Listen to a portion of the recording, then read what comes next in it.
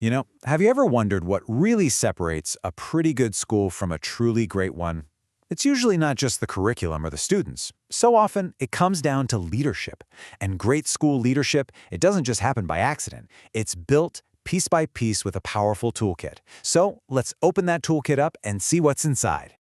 So what is the real difference? Well, a lot of the time, it's a leader who manages with a clear purpose. Someone who builds a system where everyone, from teachers to students, can actually succeed.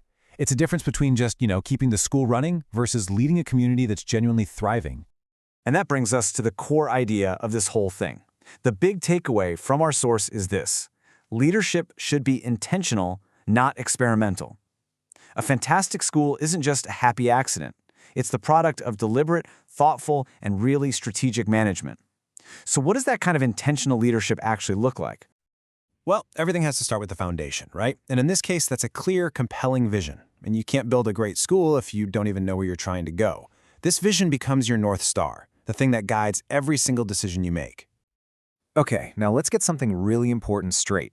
Your vision, that's the destination. It's the big picture of what you want your school to be in, say, 5 or 10 years. But your mission, that's the roadmap. That's the how. It's what you do every day, every semester, to actually get to that destination. So one is the dream, and the other is the work. And to make sure that work actually gets done, you need goals. But not just vague hopes like, let's improve reading scores. No, you need SMART goals. So instead of that vague idea, a SMART goal would be something like, we're going to increase the average 4th grade reading score by 10% by the end of this school year. See?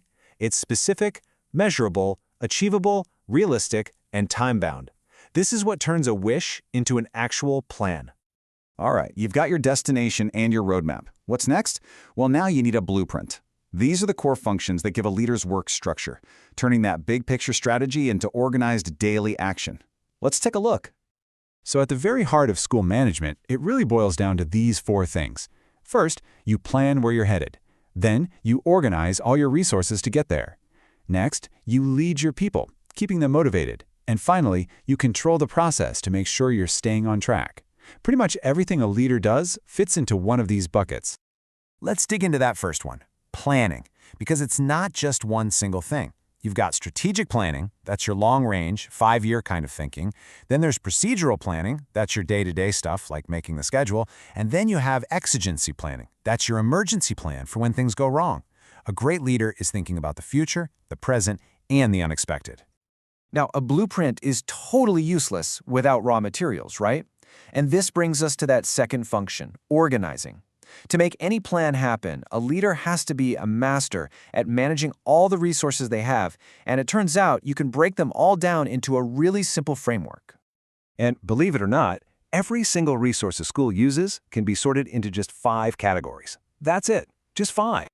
And here they are, the brilliant 5 M's. You've got manpower, which is your people. Money, your budget. Materials, the stuff that gets used up, like textbooks. Machines, the stuff that doesn't, like computers and school buses. And finally, methods, the processes that make everything run, like how you handle admissions or exams. If you can master these 5, you are on your way to operational excellence. Okay, but let's be realistic. No plan ever goes exactly as, well, planned. Challenges pop up, and leaders have to make some really tough, high-stakes decisions. Having a reliable process for this is one of the most powerful tools you can possibly have. So, instead of just going with your gut, effective leaders follow a structured process. You start by figuring out what's really at stake and creating an atmosphere where people feel safe sharing ideas. Then, and only then, do you start brainstorming and exploring different options before picking the best one. You weigh it one last time, and then you implement it. This isn't just red tape. It's a map to help you get through complex problems without getting lost. But, and this is a big but, even with a perfect process, our own minds can work against us. There are these hidden psychological traps just waiting to trip up even the most careful decision maker. Oh, here's a classic one, the sunk cost trap. This is when you keep pouring resources into a failing project, like that super expensive curriculum you bought 3 years ago that just isn't working, simply because you've already invested so much time and money. Recognizing this trap means having the guts to say, okay, let's cut our losses and do what's right for the students today. And then there's this one, the confirming evidence trap. This is our natural human tendency to look for information that proves what we already believe and, well, ignore anything that challenges it. It creates a total echo chamber and leads to really overconfident, biased decisions. It's especially dangerous when you're trying to roll out a big new school policy. So we have the vision, we have the blueprint, the materials, and a solid process for making decisions. But none of it matters, not one bit, if you can't inspire the people who are doing the actual work. And that brings us to the final and maybe the most important tool in the kit, the art of leading people. A really great principle here is the 3 Fs. A leader has to find that perfect balance. You need to be friendly and approachable so your team feels safe and supported. You have to be fair and impartial so everyone knows they're respected. And you've got to be firm so that standards are met and rules are followed. If you lean too hard on any one of those, the whole thing gets wobbly. Now, leaders can also have different styles. Transformational leadership is all about inspiring growth and focusing on that bigger mission.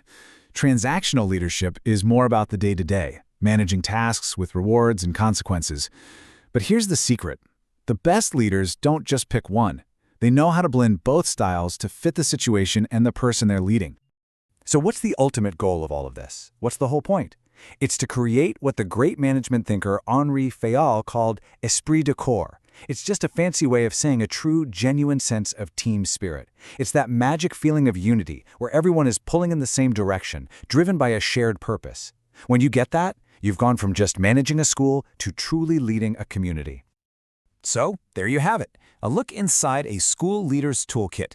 We've gone from setting a vision to managing resources to finally leading your people. The kit is packed and it's ready to go. The only question left is, which tool will you use first?